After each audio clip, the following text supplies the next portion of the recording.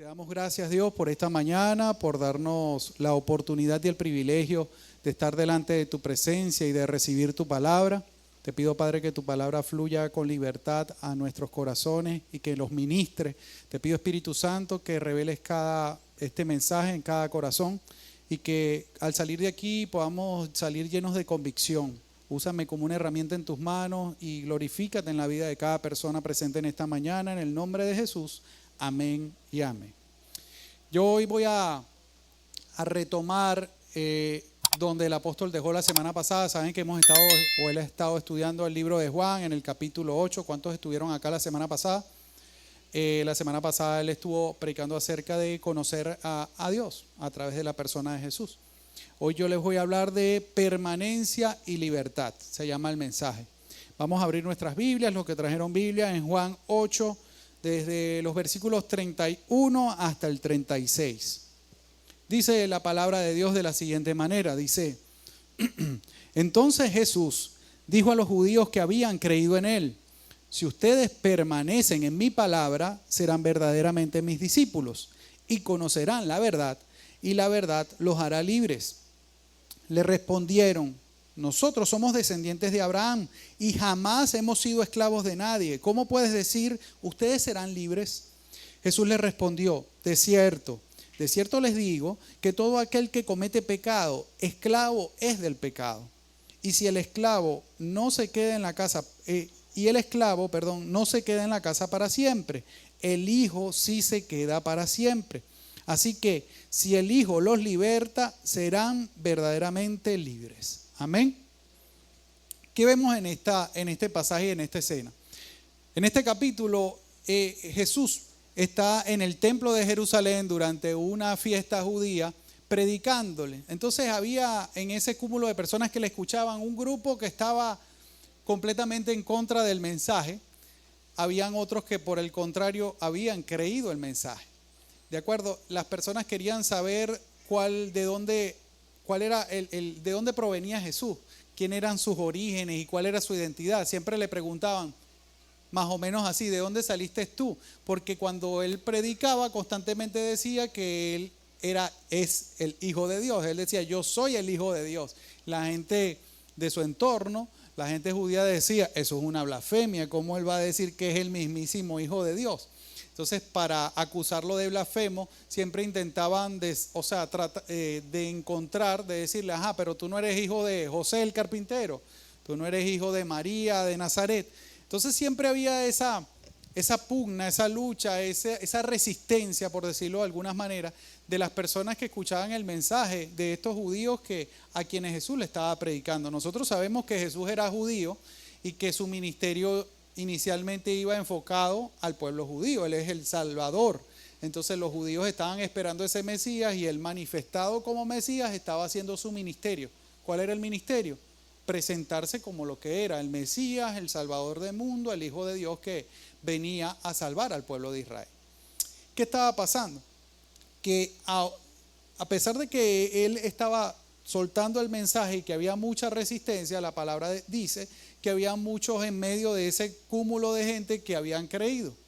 Pero habían creído en lo que él decía acerca de cuáles eran sus orígenes, pero no creían en su mensaje. ¿Me sigue? Por eso el pasaje empieza diciendo: entonces Jesús dijo a los judíos que habían creído en él. Entonces, a los que de entre el cúmulo de personas, a los que verdaderamente habían confiado en el hecho de que él era el Hijo de Dios, él tenía no solo que convencerlos de eso, porque sabemos, según lo que dijo el apóstol la semana pasada, que cuando nosotros conocemos a Dios no es una actividad intelectual, no es un producto de nuestro intelecto, de que nosotros nos convencemos, sino que es un milagro que obra el Espíritu Santo. Es decir, que cuando nosotros reconocemos a Jesús como Señor y Salvador, es el Espíritu Santo el que permite que eso ocurra en nuestro corazón, el que nos lo muestra, el que nos hace tener la convicción de que eso es una verdad.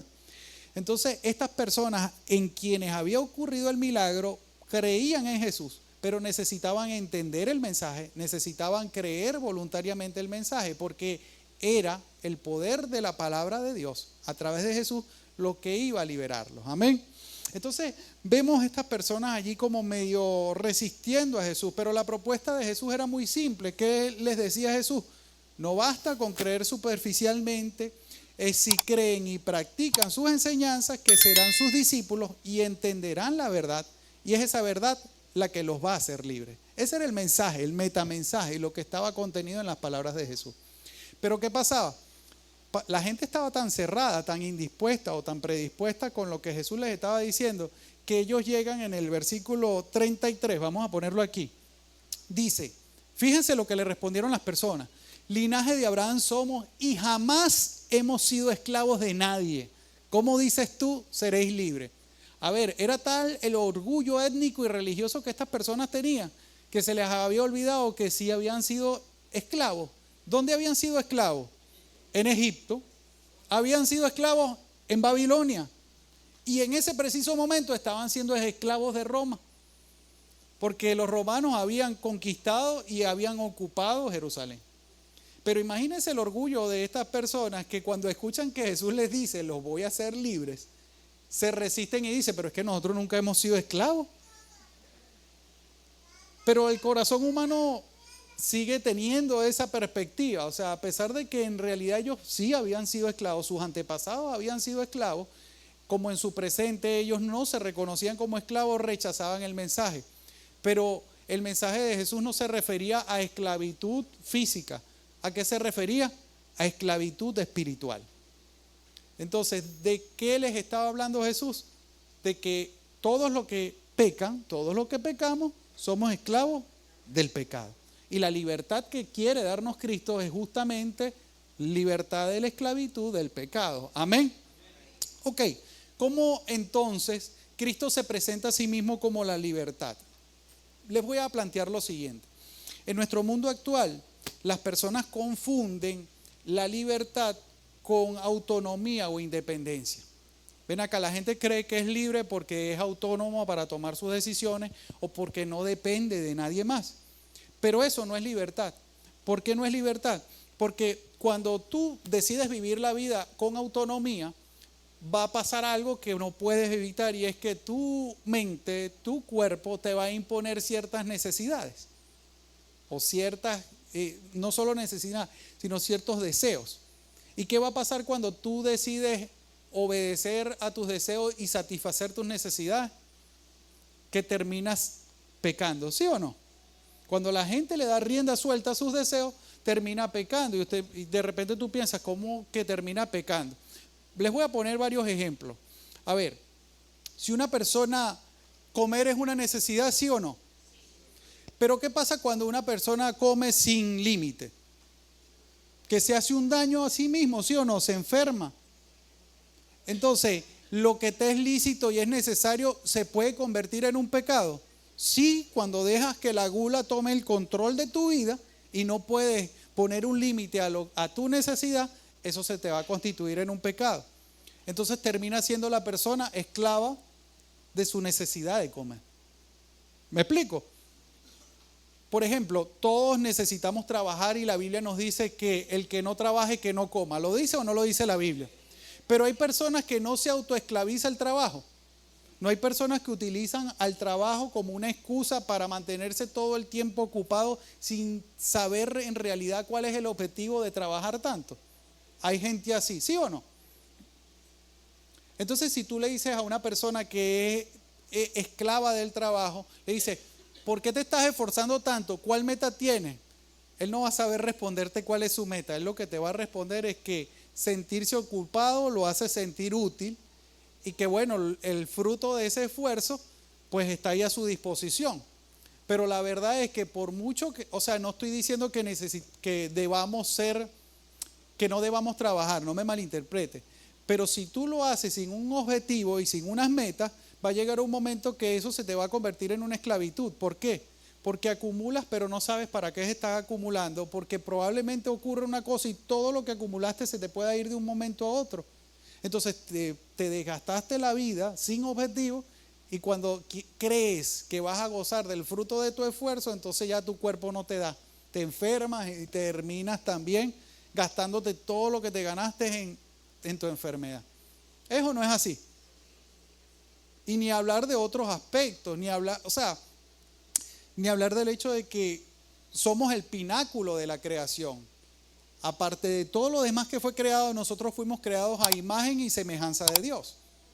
Entonces, cuando Dios creó al hombre, ¿qué le dijo? Que nos había puesto sobre la tierra para que gobernáramos sobre todo lo creado. Sobre las aves del cielo, sobre los animales, sobre lo que había estado. ¿Y qué pasa? Que mucha gente en nuestra modernidad es esclavo de la creación. ¿En qué sentido? Voy a poner ejemplos. Imagínense un drogadicto. ¿De dónde las drogas en lo general? Hablemos de una droga en particular. ¿La marihuana qué es? ¿Perdón? Una planta. Se cosecha de una planta, se produce de una planta, ¿verdad? La planta del cannabis. Entonces, una persona que no puede resistir la tentación de consumir marihuana, ¿está siendo esclavo de qué? De una planta. Y una planta no es otra cosa que algo que fue creado por Dios para que el hombre sojuzgara, para que el hombre gobernara sobre eso. Entonces, cuando la persona se convierte en esclavo, cuando no puede resistir la tentación o la necesidad de estar por debajo de lo que fue creado. Amén. Entonces, hay muchísimas formas de ser esclavo, ¿sí o no? Y no una esclavitud literal física, sino una esclavitud que empieza en el ámbito espiritual. Entonces, ¿cómo Jesús se convierte en la libertad? Cuando tú no crees superficialmente en Jesús, sino que crees profundamente, tú en primer lugar entiendes que la libertad empieza desde el ámbito espiritual y que está encarnada en la persona de Jesús. ¿En qué manera? Jesús te ayuda a posicionarte como lo que verdaderamente eres, como una persona que fue creada con un propósito. ¿De acuerdo? O sea, cuando una persona no tiene propósito, se deja dominar por todo lo que llega a su lado, a su vida, a su entorno, a sus circunstancias. Pero cuando tú sabes que Dios te creó con un propósito eterno, cuando tú sabes que Jesús murió para que tú pudieses conectarte con Él, ser salvo y llevar a cabo ese propósito, entonces ya tu vida empieza a cambiar. ¿En qué forma? En que tú sabes que eres importante para el plan macro que Dios tiene para el mundo. Entonces tú no eres producto de un error, ni eres producto de la casualidad, ni eres producto de las circunstancias, sino que en las manos de Dios, de acuerdo a su plan y a su propósito, tú eres alguien esencial e importante. Entonces eso te hace entender que tú necesitas ser libre para estar disponible para los planes de Dios. Y los planes de Dios no se limitan a la iglesia, los planes de Dios son para todas las áreas de tu vida. Amén. Entonces, ¿quiere usted ser libre o no quiere ser libre para lograr conocer y alcanzar su propósito? Bueno, algunos no están convencidos, ¿no? Pero queda media prédica. Entonces, ¿qué pasa? Es a través de Jesús que podemos alcanzar esa libertad. ¿Por qué? Porque Él se puso en la cruz, Él cargó el peso del pecado que recaía sobre nuestros hombros. O sea, Él tomó nuestro lugar. Cuando Él fue a la cruz, Él no lo hizo porque sí. Él lo hizo porque la paga del pecado, ¿qué es? Muerte. Todos pecamos indiscriminadamente o a sabiendas, irregularmente, y todos necesitamos perdón del pecado. Todos necesitamos que alguien nos perdone. ¿Quién es el único que está capacitado para perdonarnos? ¿Por qué? Porque Él se puso por nosotros en el castigo del pecado. Si la paga del pecado es muerte y Él se puso en la cruz, Él se puso en su lugar y el mío. Él no había cometido pecado. Pero Él dice, como yo no cometí pecado, yo me puedo poner en el lugar de cada uno de ellos y ser el sacrificio perfecto para que el Padre, mi Padre Celestial, no vea el pecado en ellos, sino vea la gracia que yo les he otorgado a través de mi sacrificio. Entonces, ¿cómo tú puedes ser libre? Gloria a Dios, dele la gloria a Dios. ¿Cómo tú eres verdaderamente libre cuando a través de Jesús tú tienes libre acceso al Padre? Si no es por Jesús, tú nunca pudieses tener un contacto personal e individual con Dios. Pero Jesús hizo ese mérito para ti y para mí. Y eso es lo que nos hace libres. Amén. Entonces los demás, los que viven según sus deseos, los que viven según sus criterios, terminan tarde o temprano siendo esclavos porque en primer lugar están apartados de Dios. La tendencia del alma humana es hacer todo lo que va en contra de lo que Dios establece como bueno. Y eso lo que termina es por alejarnos de Dios y por ende por alejarnos del propósito por el cual fuimos creados. Y si hay algo que la gente necesita en esencia es saber que tiene un propósito, ¿sí o no? Usted se ha preguntado ¿para qué nació? Usted nació para un propósito. Y el único que sabe cuál es su propósito es Dios. ¿Por qué? Porque Él es el fabricante. ¿Quién más capacitado que el fabricante para saber para qué te puso aquí en la tierra? Entonces tú dices, ok, mi fabricante me hizo con unas características y con un propósito, y Él es el único que me puede mostrar cuáles son esas características y ese propósito. La única forma de descubrir eso es conectado con el fabricante. Y es ese mérito, esa libertad que nos ofrece Cristo, la que nos va a ayudar a descubrir el propósito. Amén. Entonces, por lo menos en mi vida personal, yo anhelo ser libre en Cristo, porque a la medida en que Dios me va mostrando mi propósito, yo voy entendiendo que no soy cualquier persona, sino que soy una persona que por mínima que esté en medio de un mundo tan inmenso, en un lugar tan inmenso, Dios posa su mirada y su interés en mí y me usa como una herramienta en sus manos. ¿Sabe que usted nunca se va a sentir? Dele la gloria a Dios. Yo te lo digo con completa honestidad, nunca en tu vida tú te vas a sentir tan útil y tan satisfecho como cuando descubres que eres valioso y útil para Dios. En todo lo que haces y cuando fuiste escogido. Porque en realidad podemos conocer a Dios porque Él nos escogió. Amén. Tú no lo escogiste a Él, Él te escogió primero. Amén. Ok, eso es excelente, ¿sí o no? Eso nos da esperanza. Eso nos da la capacidad de decir, ok, entonces hay algo para mí. Yo soy importante, yo no soy cualquier persona, pero yo necesito gozar de la libertad para que la importancia de la cual Dios me revistió tenga importancia para los demás. Porque tú puedes reconocer que tú eres importante, pero los demás, a ver, ¿quién les estaba hablando a estas personas en el pasaje? Jesús, el Hijo de Dios. ¿Y cuál era la reacción de las personas? Rechazo. Entonces no te imagines que cuando tú sabes que eres libre, cuando estás conectado con el Padre a través de Dios, las personas te van a aceptar y que te van a decir, no, tú eres lo que yo necesito. Posiblemente te rechacen, como rechazaron a Cristo. Pero es en medio del rechazo, de la dificultad, de la prueba, donde Dios se glorifica en ti, donde tú empiezas a aceptarte a ti mismo. Porque no se trata de que otros te acepten, se trata de que en primer lugar tú sepas que Dios te aceptó y por eso te escogió, y de que tú mismo te tienes que aceptar, que tú mismo te tienes que considerar útil, valioso en las manos de Dios, que tú entiendas que tu precio fue la sangre de Cristo. Se puede que los demás te digan que tú no vales nada o que eres un torpe, que eres un bruto, lo que sea, pero eso no te va a afectar porque la libertad que Dios te da es la que te hace estar a expensas de las opiniones de los demás. Qué maravilloso es eso. Ahora, el apóstol decía la semana pasada, nosotros podemos conocer a Dios mediante un milagro, el milagro de la revelación de Cristo por medio del Espíritu Santo. Ese es el primer paso. Pero ¿cuál es el segundo peldaño para poder vivir conectado a Dios? Pues es lograr esa libertad a través de Cristo. Llegar a la libertad de Cristo es el segundo peldaño para ir en dirección hacia Dios. Entonces, ¿cómo tú logras entender que Jesús es la verdad? Tienes que conocerlo esencialmente a través de lo que ya existe, de sus enseñanzas. Tú quieres conocer a Cristo. Una cosa es que tú conozcas a alguien por referencia, ¿sí o no? Y otra cosa es que tú lo conozcas en persona, que tengas un contacto personal con él. ¿No te ha pasado que tú ves a alguien y has visto a alguien muchas veces y lo único que sabes de esas personas es por lo que un tercero te ha dicho acerca de la persona? ¿Te ha pasado?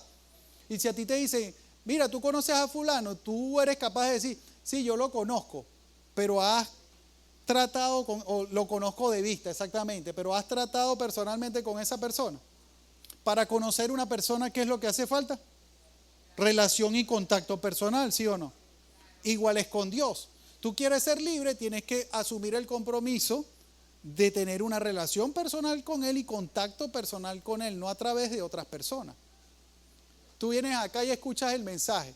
El Espíritu Santo es el que revela parte del mensaje a tu corazón. Ahí te estás relacionando con Dios, no por lo que yo estoy haciendo, sino por tu disposición a que el Espíritu Santo tome algo de lo que yo estoy diciendo y te lo muestre a ti en persona, o te haga tomar una acción o una decisión en tu persona. Entonces ese es el propósito. Cuando tú vas y lees la Biblia, ¿cuál debe ser tu expectativa? Conocer a Jesús. ¿Por qué? Porque la Biblia habla acerca de la vida de Jesús, del comportamiento de Jesús, de los principios que Él enseñó. Entonces cuando tú te sientas frente a la palabra, tú no lo deberías hacer simplemente con un abordaje intelectual, porque la palabra es espiritual. Entonces tú tienes que decirle al Señor, tienes que decirle dos cosas. Señor, hazme entender esto, en primer lugar, porque es importante entenderlo, ¿sí o no? Pero también tienes que decirle, Señor, revela cómo esto puede ser útil para mi vida personal, cómo esto me puede cambiar. Solo es así como la palabra en realidad te empieza a cambiar y a libertar de todo lo que te hace esclavo. Amén.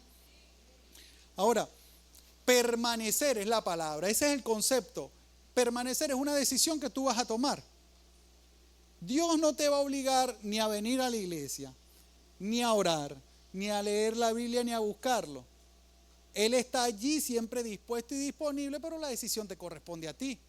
Entonces, cuando tú sabes que tu libertad está basada en el permanecer, el esfuerzo, ¿quién lo tiene que hacer? Nosotros. Se trata de que decidamos lo correcto todos los días. Entonces, en un día, ¿cuántas decisiones te toca a veces tomar en un día? ¿Cómo quieres vivir tu vida? ¿Tú sabes cómo tú puedes vivir en libertad? Incluyendo a Dios en todas tus decisiones. Amén. Esa es la verdadera forma de ejercer la libertad. Todos los días se van a presentar una cantidad de decisiones buenas y malas y de tentaciones también. Y tu ética va a estar basada en lo que tú consideres que es bueno o es malo. Si tú te dejas llevar por tus deseos, ¿dónde vas a terminar? Esclavo. Pero si tú sabes qué es lo que Dios dice que te conviene y lo que no te conviene y tomas una decisión basada en eso, vas a terminar siendo libre. Amén. Quizás usted piense, sí, pero tomar mis decisiones en base a lo que Dios dice es otra forma de esclavitud. Mentira. ¿Sabes por qué? Porque Él no te va a obligar a hacerlo. Si tú quieres hacer lo que a ti te dé la gana, tú lo puedes hacer. ¿Cuál es el detallazo? Que cuando tú haces lo que tú consideras que es lo que a ti te conviene, tienes que asumir la responsabilidad de las consecuencias de cada decisión. Pero cuando tú involucras a Dios en tus decisiones, estás dándole a Él la responsabilidad de respaldarte, aunque esas decisiones no vayan a ser las más eficientes, sino las más íntegras. ¿Me sigue la idea? Si usted dice, yo voy a hacer esto porque es lo que Dios considera que es correcto, usted le está diciendo a Dios, yo quisiera hacer otra cosa, pero como esto es lo que tú dices que es correcto, yo lo voy a hacer. ¿Qué estás haciendo tú? Comprometiendo a Dios en tu decisión. Entonces Dios se va a convertir en un garante de que tu decisión tenga el mejor resultado y no el peor. Pero si no es el resultado que tú esperabas, igualito Dios va a estar ahí para sustentarte y apoyarte en esa debilidad. Amén.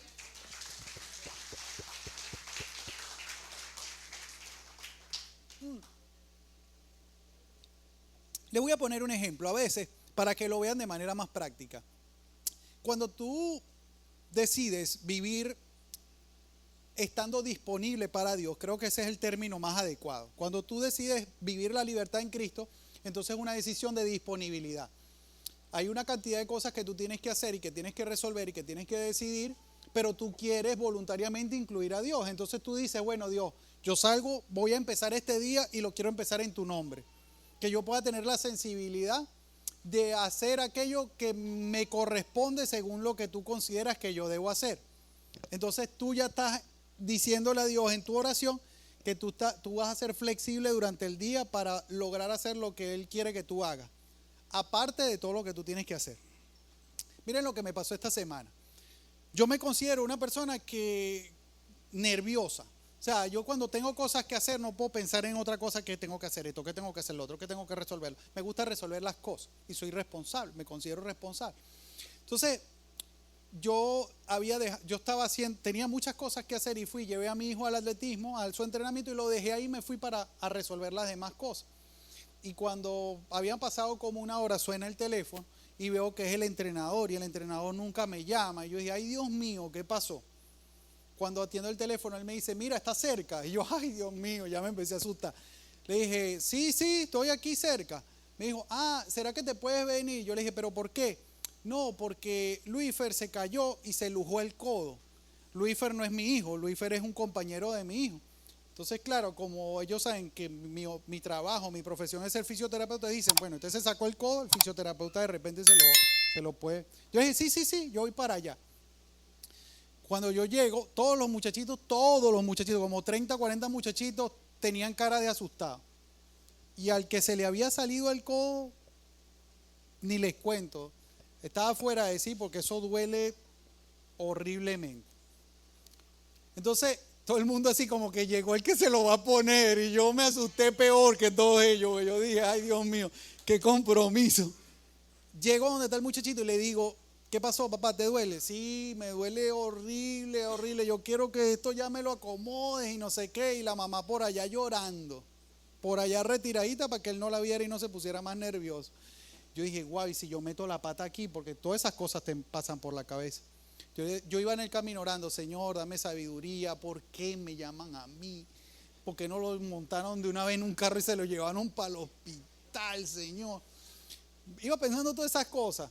Yo llego y le digo a él, mira, voy a hacer un intento de llevarte al codo. Eso te va a doler terriblemente. Si no lo logro, nos vamos para la clínica o para el hospital o para donde sea. El muchachito se mete un paño en la boca.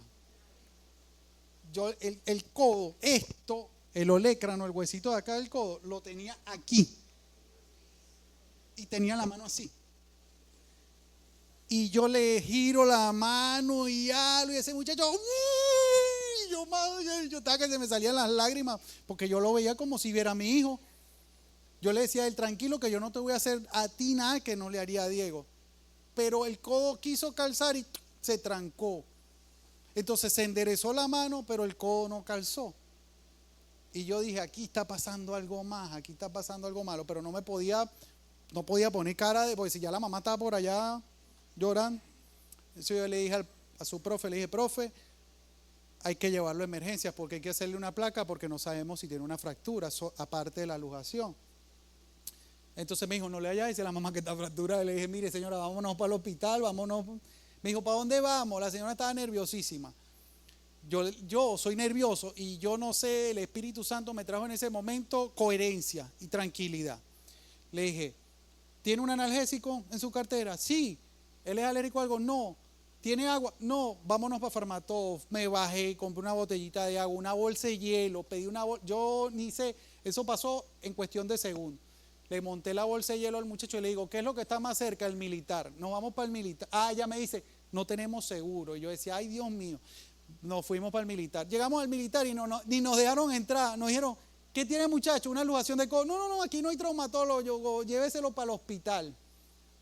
Y el muchachito iba en el carro gritando, porque cada vez que el carro caía en un hueco decía, ¡ay, Dios mío! Era una situación de verdad desesperante. Para la señora, para el muchachito más y para mí que no sabía, que quería que la cosa se resolviera. Llegamos al hospital, no estaban los traumatólogos. Y empiezo yo como loco, la señora estaba fuera de sí, el chamito estaba llorando. Y empiezo yo como loco, ¿y qué pasó? Y los médicos, no, están arriba operando, esos van como a las 9 de la noche. Yo decía, ay Dios mío. En el camino le dije a la señora, mire señora, ¿sabe lo que vamos a hacer? Vamos a orar. Porque eventualmente hay que llevarlo a emergencia, pero todo esto va a depender de la gracia de Dios, de que Dios nos ponga los lugares y las personas idóneas para que esto se pueda resolver. Y me fui orando con ese muchacho. Cuando yo le digo a la señora, cónchale, ¿qué va a hacer? Esperamos. Me dijo, bueno, no tengo otra opción, tenemos que esperar. Pero no bajaron a las 9, bajaron como a las 7 de la noche. Cuando lo vieron, lo meten a rayos X, le hacen una radiografía y se dieron cuenta que tenía una fractura muy pequeña, pero tenía una fractura. Cuando le calzan el codo, el hueso quedó dentro de la articulación y no calzó. Y ese muchacho gritaba que se escuchaba como de aquí allá a la esquina. Y el médico le dice a la señora, mire, le vamos a poner una férula, pero hay que operarlo, hay que sacarle el trocito de hueso de adentro de la articulación, hay que fijárselo. Y yo en todo ese interín, yo decía, ¿qué hago yo aquí? Pero en frío, porque yo tenía ganas de llorar y de salir corriendo como la señora, porque yo me imaginaba, si esto le hubiese pasado a mi hijo, ¿qué hubiese hecho yo? que ni siquiera un carro tengo para montarlo, de repente no sé, a mí se me pasa, me decía algo, tú necesitas ponerle un seguro a ese muchacho porque por cualquier tontería se cae en el deporte y para dónde lo lleva. O sea, todas esas cosas me pasaban por mi cabeza, pero yo no podía dejar de identificarme con el dolor del muchachito. Y yo le pregunté al Señor, ¿por qué me tuvieron que llamar a mí? O sea, ¿por qué? El Señor me decía, porque tú tienes que aprender a no ser esclavo del temor. Porque si hay algo que a mí me da miedo, es que el muchacho se caiga y se malogre. ¿Me entiendes? Porque claro, él hace las vallas y esas caídas son muy estrepitosas cuando se cae, pero este no se cayó tampoco pasando la valla, se cayó trotando. ¿Por qué te cuento todo esto? Porque tú a veces dices, no, yo soy libre en Cristo, pero en el fondo tú eres esclavo de muchas cosas.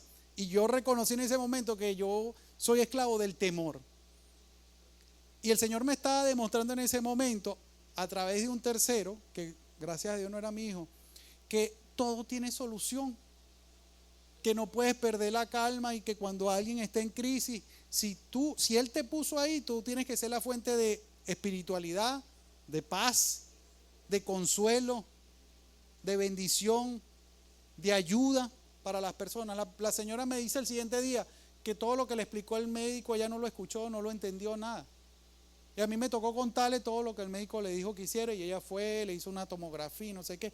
Yo decía, wow, Señor, qué tremendo. O sea, en mis planes no estaba nunca hacer eso. Yo llegué a mi casa como a las 9 de la noche, todo cansado, todo estresado. No pude dormir por lo ansioso que estaba ya de tanta impresión. El muchachito estaba ahí llorando y llegó un apuñalado y el muchachito lo veía y se ponía a palo y yo decía, se va a desmayar. Pero ¿por qué les cuento esto? Porque en realidad tú sales en la mañana a la calle o tú sales de tu casa y son tantas las cosas que pueden pasar. Son tantas las decisiones que tienes que tomar. Cuando tú te dispones para Dios, Dios se va a tomar el derecho de meterte en situaciones que tú tampoco vas a escoger. Porque yo no pedí estar ahí, yo no pedí ir para allá, no pedí hacer nada de eso. Pero cada cosa a la que Dios te expone sirve para que te des cuenta de qué cosas te tienes que hacer libre y de cómo tienes que actuar ante las circunstancias. Amén. Entonces, si tu fortaleza está en Dios y ese es tu primer recurso, acude a Él como primer recurso. No te vuelvas loco ni te desesperes. Él me puso ahí como un ayudante. Como uno está dispuesto a servir, eso fue lo que yo me dispuse a hacer. Yo sabía que en mis manos no estaba la solución de nadita de eso. Pero ¿saben para qué estaba yo ahí? Para servir, para acompañar. Entonces en tu vida va a pasar mucho eso. Hay tantas cosas que tú quisieras solucionar o resolver de tu propia vida, pero Dios te va a ayudar a hacerlo viéndolo en perspectiva. Te va a poner a ayudar a otros a resolver sus situaciones para que tú puedas identificar en tu propia vida cuáles son las situaciones que tú no estás resolviendo. Aquellas cosas que te están dejando expuesto, aquellas cosas que te hacen esclavo, llámese de cualquier cosa, del temor. ¿Por qué? Porque Jesús no vino a demostrar un amor que es sacrificial. Nunca tú te vas a sentir tan identificado con Cristo como cuando tú te estás negando a ti mismo en pos de alguien más. Si a mí me hubiesen preguntado, ¿tú quieres ir a acompañarlo? Honestamente, yo de repente no lo hubiese elegido. Pero como yo me sujeto a los planes que Dios tiene para mi vida, dejo que los resultados corran por su cuenta. Y eso es lo único que ha transformado mi vida progresivamente. El saber que por mucha independencia que el Señor me permita tener, lo mejor es ajustarse a sus planes y a sus propósitos. Porque eso nos fortalece. Amén. Entonces, ¿por qué les cuento todas estas cosas? Porque solo es en Jesús, el Hijo de Dios, que nosotros vamos a poder alcanzar una libertad que no es temporal. Porque hay personas que se sienten libres durante un periodo, una temporada, pero después llegan a ser esclavos otra vez. Tampoco Jesús viene a darte una libertad que es superficial.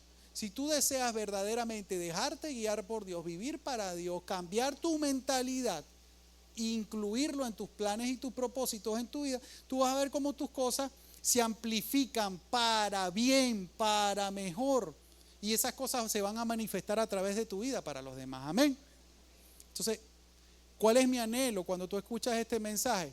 No es simplemente, yo lo que quiero que tú entiendas es que no es simplemente que Cristo vino y se sacrificó para darte libertad, sino que esa libertad también es una responsabilidad. Tú tienes que poder hacer uso de esa libertad para tu bienestar y para el bienestar de los que te rodean en cualquier momento. Amén. Entonces, a ti van a acudir como una fuente de paz, a ti van a acudir como una fuente de oración, como un punto de referencia. Y en tu propia vida tú tienes que tener la responsabilidad de vivir siendo un ejemplo de esas cosas. Amén. Entonces Dios te va a pedir que hagas cosas que tú no elegirías hacer. Pero tú tienes la libertad de escoger exponerte esas cosas y experimentar esa libertad con la que Cristo te hizo libre. Amén. Cristo no es una prédica, Cristo no es un personaje histórico que está en la Biblia, Cristo está vivo y está presente en nuestras vidas haciendo un proceso de transformación en nosotros que viene de adentro hacia afuera. Pero Él no te va a obligar, Él lo va a hacer en la medida de que tú se lo permitas. ¿Estamos de acuerdo con eso? ¿Quiénes le ofrecen un aplauso a Dios?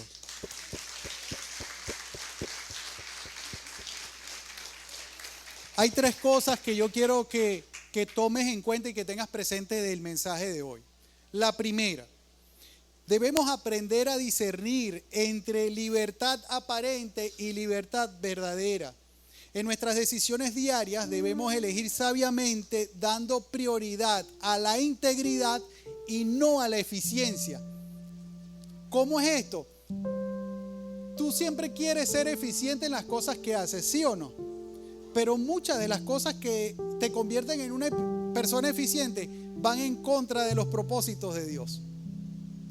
¿Por qué? Porque transgreden sus principios. Entonces, en tus elecciones diarias y personales, intenta darle prioridad a la integridad. No hagas lo que quieres, haz lo correcto. Decide por lo correcto, por lo debido. Amén. No es que tú te vas a ir buscando por ahí problemas, tranquilo. Cuando el Señor te quiere involucrar en algo, Él solito te va a ir a buscar. No es que tú tienes que irlo buscando. No. Como Él es soberano, Él mismito te va a ir poniendo las situaciones y tú vas a ir tomando las decisiones en función de ¿qué? De lo íntegro. Amén. Lo segundo que quiero que tengas en cuenta y guardes en tu corazón de este mensaje es que reconocer la necesidad de permanecer en la palabra como una disciplina transformadora. Hay que encontrar momentos en el día para orar y para conectarnos con Dios en la Biblia, haciendo que eso regule nuestro temperamento y se refleje en nuestro carácter. Como personas estamos expuestos a una serie de emociones tan tremendas que experimentamos, ¿sí o no? Pero cuando tus emociones se estén saliendo de control, ¿qué debes hacer? Acudir a Dios, refugiarte en Dios. Porque Dios es el que tiene la capacidad de ayudarte a controlar tus estados alterados de emoción, a ponerte en un estado temperamental correcto para afrontar las cosas que te toca afrontar y en ir transformando tu carácter. Porque el carácter es algo diferente al temperamento, ¿sí o no? En la medida que tu temperamento va siendo regulado, tu carácter va siendo transformado. Entonces, si a ti te conocían como la persona miedosa, o como la persona iracunda, o como la persona peleona, o como la persona X, cuando la obra de Dios esté en tu vida, eso por lo que la gente te conocía va a ir siendo transformado. Y tú vas a descubrir otra faceta de tu persona que era completamente desconocida para ti. Y eso te va a hacer sentir bien, te va a hacer sentir satisfecho, porque no hay ninguna forma en que te puedas sentir más satisfecho cuando reconoces la obra de Dios en tu vida. Amén. Y lo tercero que quiero decirte es que debemos proponernos a ayudar a otros a ser libres. ¿Cómo lo vamos a hacer? Mediante nuestro servicio y nuestro testimonio. Es importante ser un reflejo para nuestro entorno de una vida humilde, disciplinada y con propósito. No es simplemente predicar la Biblia. Es cuando tú vives la Biblia y tienes una vida humilde, una vida que está marcada por la disciplina. Cuando la gente logra ver tu disciplina, cuando la gente logra entender que tú tienes un propósito, ellos van a querer vivir de esa forma. Y es justamente en ese momento cuando ellos van a estar abiertos y dispuestos a escuchar qué es lo que te ayuda a vivir a ti así. Amén. Quiero dejarles esta idea. La libertad se contagia cuando se vive con coherencia. Amén. La libertad se contagia cuando se vive con coherencia. Otros van a querer ser libres si tu libertad te hace vivir de manera coherente. Amén. Que Dios nos ayude a vivir coherentemente y con libertad. Vamos a ponernos de pie.